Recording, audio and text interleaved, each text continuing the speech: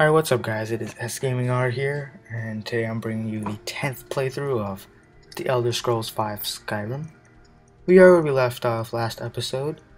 We had received the summons from the Greybeards, and we had gone to the Jarl, received the title as Thane of Whiterun, the highest honor he can grant us, which pretty much gives us practically invincibility in this city, and we also got our own housecarl, or servant, who carries our goodies and fights for us. And she's actually pretty powerful, so she does help. This, and you can, when you get even to a higher level, you can give her newer armors and weapons that are better, and it's very useful. Followers in Skyrim are very useful. It's a good feature. So now what I was doing here is I wanted to visit the Grey-manes, and if you don't remember, in Whiterun there are two major clans, the Battleborn and the Grey-manes. Now the Battleborns are the ones who support the Imperials, and the Greybeards are the ones who see... Did I say Greybeards? Sorry, Grey-manes are the ones who support the Stormcloaks. And remember, there's a civil war going on in Skyrim. Stormcloaks versus Imperials. So one thing to note is that there are a bunch of people in Skyrim who are masters of a certain skill. For example, this guy is a master of, I want to say one-handed weapons. And he can train you, which pretty much means you pay him a certain amount of gold, which normally goes up as you train more. And the training is just, you click on it, so right there it costs 340, you just hit X, and 340 gold would disappear from yourself, and you level up once in whatever skill that was specified in. So that would be one-handed. Now as you see here, the house to the Grey-mane, the reason I want to talk to them is actually because it does activate a certain quest, which I wanted to do, as I did it on my previous save, and it's useful for getting some great armor early in the game.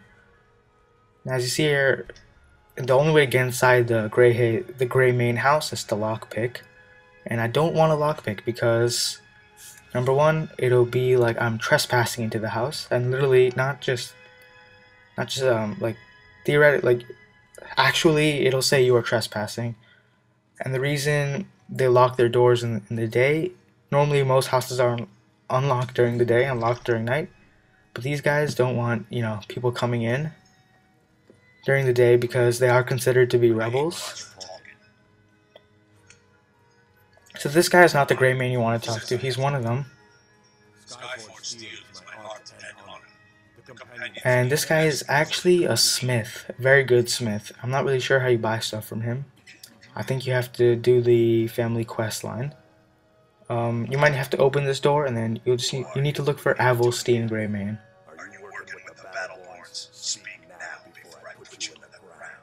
So yes, you can fight him if you attack him, and you can kill him and his family.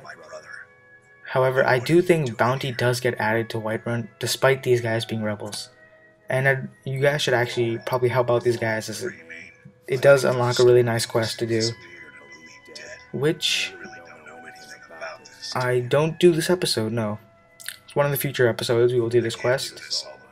Right there, the plate in the background is shaking, and some potatoes or bread. I don't really know how that's happening. It's... the plate is possessed. But yes, pretty much the story behind this is that these Grey-manes, one of their sons, or this guy's brother, was kidnapped. And, sorry, they believe that Thorald was kidnapped. However, the Battleborn say that he was killed. And what Thorald did is support the Stormcloaks in one of the rebellion fights. So that's pretty much the whole story. It's just, drama, cycle, whatever. Nothing too important. So you guys want to follow this little story here. Nothing of importance, I'd say. I'm gonna go ahead and leave this house because I do think I continue to go to High Hrothgar instead of finishing this quest, Because that's the one thing that's great about Skyrim. Not the one thing, that's one of the many things that is great about Skyrim. You don't have to follow certain quests after you take it up. You can do it whenever you feel like it. Which I do that a lot here. I like to talk to people so I can unlock the quests, so I don't forget about unlocking them later. And then I'll continue on with the main storyline or whatever I feel like doing. And then when I feel like doing that specific quest, I'll just go ahead and do it. So I'm going to wait till it's morning here, and as you can see, Thorald is walking out. So he's actually part of the companions. He's a smith for the companions, which is that group we were talking about earlier. The one that was fighting the giant in Skyrim episode 7 or 8, I want to say. And yes, he's their smith, so it doesn't really matter if he's a Grey-mane. He's still the best smith in all of Whiterun. So he can do whatever he wants. Now here's the House of Clan Battleborn, which is the opposite clan. These guys have this huge vendetta going on, opposite enemies, clan war. It seems like Whiterun's about to break into a civil war itself. Not to mention that Skyrim itself is in a civil war. So these guys have a child who is getting bullied. And there's a mini quest there. You can tell the bullier, or miscellaneous quest. You can tell the bullier to stop bullying the child, and you'll get like, what, 2 gold, but you'll probably get some other useful stuff as well. I haven't actually done that quest. As of now, this is the wife. She doesn't open up any quest dialogues. And here's Old Frid. So the reason they're telling me I look sick is because I still had that disease that I contracted back in Bleak Falls Barrow, the rattles, and I still hadn't cured that because I still didn't know about it at this point. And I do cure it later though, don't worry. Okay, so Thorald Grey-mane, we're trying to convince this guy. We're trying to get, first, actually in this episode, I do get proof that Thorald Grey-mane lives. That's what I was trying to do. Get proof that Thorald Grey-mane is alive and not killed, that he was taken captive by the Battleborns / Imperials or any others, and not killed. Yes, I just mentioned that. So this is actually not the guy you need to talk to. Remembering now, there's another Battleborn who's like younger. I think this guy has like a grandpa or something. You talk to him and you friend him and he will give you the book on Thorald's fate. Just tell him you're a Battleborn. Tell him you're a Battleborn or a Clan Grey-mane, that you want best success to Battleborn, all that crap. So this is the wrong guy. Inside this door is actually where you need to go. Because inside this door is where the proof that Thorald lives resides, inside a book. So what I'm gonna do is, as I couldn't find the guy, I didn't really feel like searching around Whiterun to find him, waiting until he got back inside his house. What I did was I wanted to close this. I waited for him to leave. As you see, he was leaving right there. Then I'm gonna close the door and pickpocket the, unlock. Oh, it'll laugh. This is the guy. Sorry. Yes, so he randomly appeared. He was inside the study. So tell him you're a Battleborn, a fellow Battleborn. And you can either do 2 options here. And unfortunately the persuade doesn't work here, so it looks like me and Idolaf are not going to get off on a good start. So Idolaf is not going to tell me the truth here. He's going to tell me that this guy Thorald is dead and not taken captive. So go ahead and go inside his study, turn to the left, and you'll see a book called Imperial Missive. Now you're going to want to take this book. On the bottom, as you can see, L to turn pages and X to take. However, if that X says steal next to it, and the person is looking at you, and the person finds you stealing, then obviously there will be issues.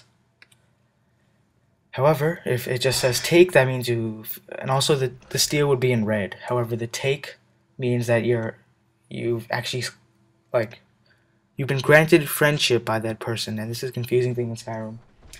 But if you talk to people and do things for them, for example, I told him I was Battleborn, so therefore he had newfound respect for me. You can take certain things in their house that normally you wouldn't have been able to take. For example, you guys remember when I delivered that golden claw back to Lucan? Before, anything on the shelves would have been a steal. After that, I could take certain pieces of equipment like iron swords, pretty bad stuff, but then I can take all his potions. And his potions come back after a while, after some game time passes, and that becomes extremely useful. So go ahead, like I'm telling you guys right now, talk to everyone and do things for them, and then obviously favors will be granted back to you. So now that I have the proof that Thorald lives, if you didn't read the Imperial Missive, it pretty much said that he was captive at somewhere in a castle in the north. So you can go back and give this proof to Avulstein Grey-mane, the guy we were talking to before, the big guy, massive, and he was like a ninja. He was just in that corner there the whole time.